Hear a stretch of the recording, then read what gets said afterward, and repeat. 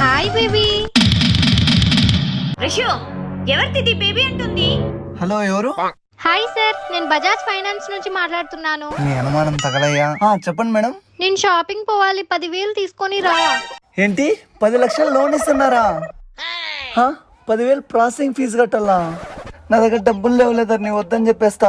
ఒక్క నిమిషం తీసుకో ప్రిషు. బజాజ్ ఫైనాన్స్ అంట.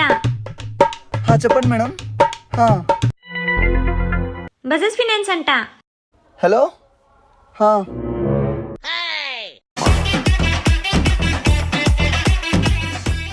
ఎవరు ప్రిషు?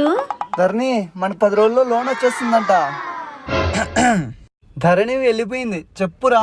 హౌస్ దాన్ని విడాకులు ఇచ్చేచ్చు కదా, దాంతో పడలేకనున్నా.